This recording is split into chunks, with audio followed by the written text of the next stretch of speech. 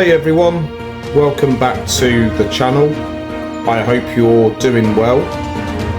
Today we're diving into one of the biggest political and economic stories right now. Rachel Reeves' upcoming UK budget. This one's shaping up to be massive.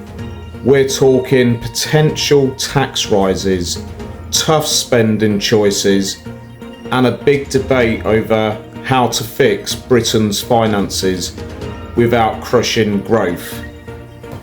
So, in this video, I'll break down what's really going on, what Reeves is planning, and how it affects you, and what people outside the UK are saying too. Let's jump in.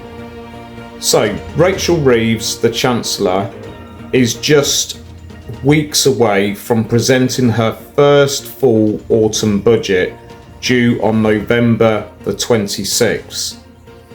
UK economy isn't in great shape. Growth is very sluggish, productivity is flat, and borrowing costs are still high after the chaos of 2022.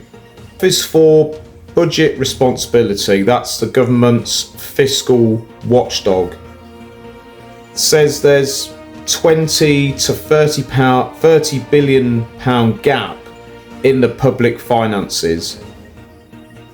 That means Reeves faces an impossible trilemma: raise taxes, cut spending, or change the fiscal rules. Okay, so what Reeves is signalling: in the past week, Reeves has dropped some heavy hints that tax rises are coming. She said we will all have to contribute, and in politics that usually means brace yourselves. So far, she hasn't ruled out raising income tax, VAT, or national insurance, even though her party's manifesto promised not to. She insists this isn't about austerity, it's about growth. But can you really grow an economy while raising taxes? My personal opinions is no.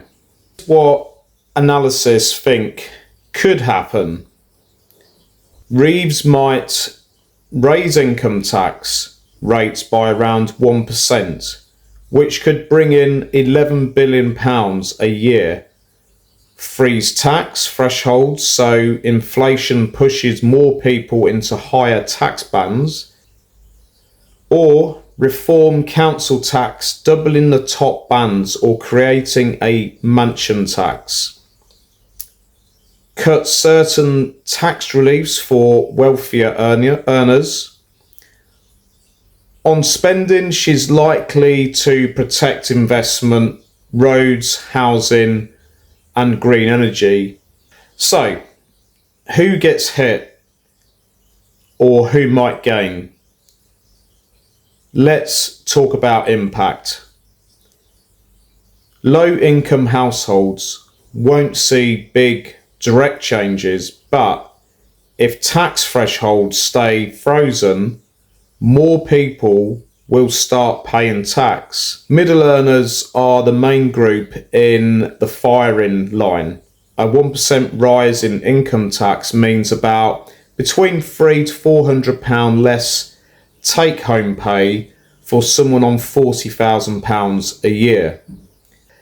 Expect higher council tax and fewer pension or investment perks.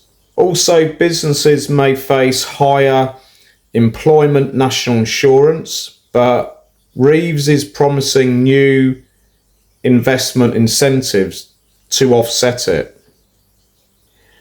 Regionally, London and the South East could feel the squeeze from property tax, while the North and Midlands stand to gain from investment in infrastructure and green jobs.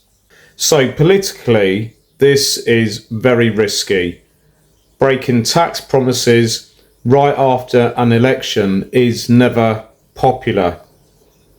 The Conservatives are calling it a betrayal, saying Reeves is punishing working families. Even within her own party, some MPs worry it could feel more like austerity. But Reeves argues the UK can't afford another round of fantasy economics.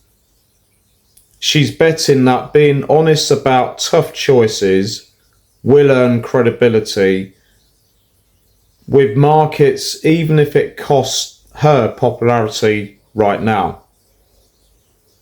And yes, the world is watching. Global investors remember the Liz Truss mini-budget disaster. So this time they're looking for stability. Economists in the US and Europe actually see Reeves as a steady hand.